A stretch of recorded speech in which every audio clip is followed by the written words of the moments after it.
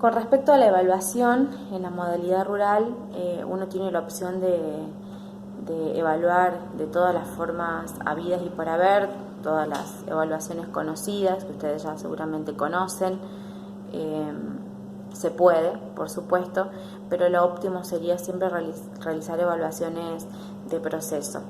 trabajos prácticos más que una evaluación formal. Siempre apuntamos a realizar trabajos prácticos y que en mi caso particular no que tengan que traer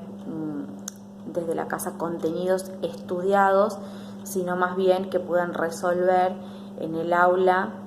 ciertas situaciones problemáticas como estamos acostumbrados en estos tiempos, que con la teoría que tengan en la carpeta, más la ayuda del profesor y la ayuda del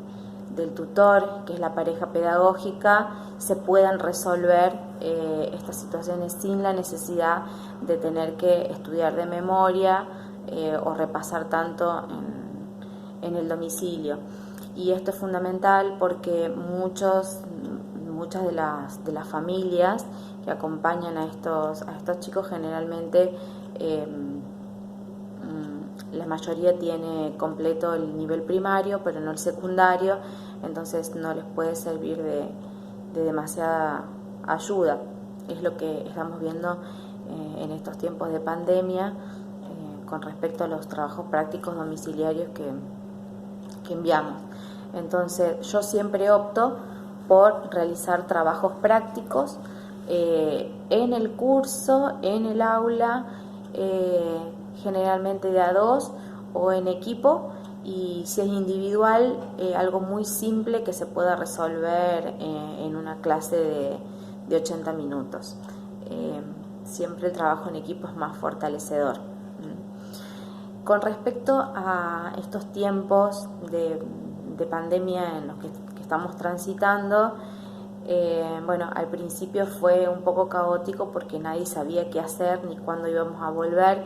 entonces optamos por dar algunas actividades extras que uno siempre tiene archivado,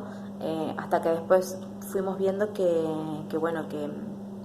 la situación se iba a extender demasiado y necesitamos y se nos pidió empezar a pensar cómo íbamos a dar esos contenidos, cómo íbamos a lograr que el estudiante alcanzara aquellos aprendizajes que son fundamentales y básicos, nada complicado, por decirlo de alguna manera. Me tocó trabajar no es que me tocó, en realidad se nos dio la posibilidad de trabajar interdisciplinariamente. En mi caso estaba conformado por ciencias sociales, lengua y literatura, educación artística y lengua extranjera e inglés. Se dio que en el pluricurso 1 desde principio de año no hubo profesor de inglés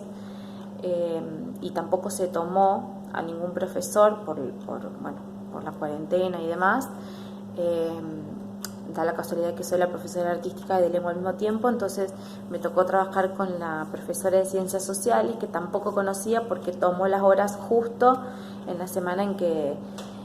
se decretó la cuarentena, así que bueno, no nos conocemos, pero trabajamos muy bien juntas y estamos trabajando juntas desde principio de año. Buscamos contenidos en común que podamos trabajar, ella desde ciencias sociales, yo desde lengua y literatura y educación artística teatro.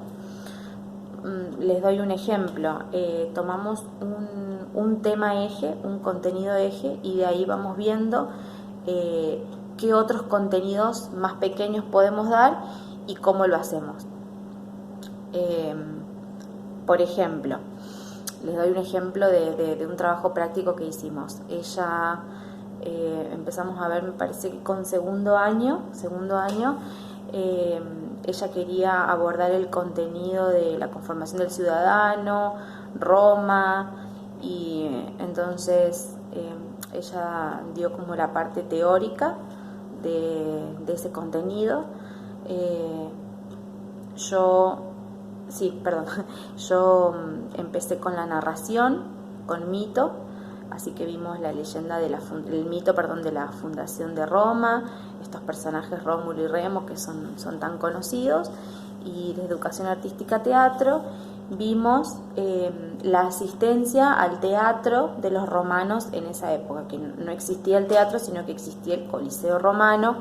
y la figura de los gladiadores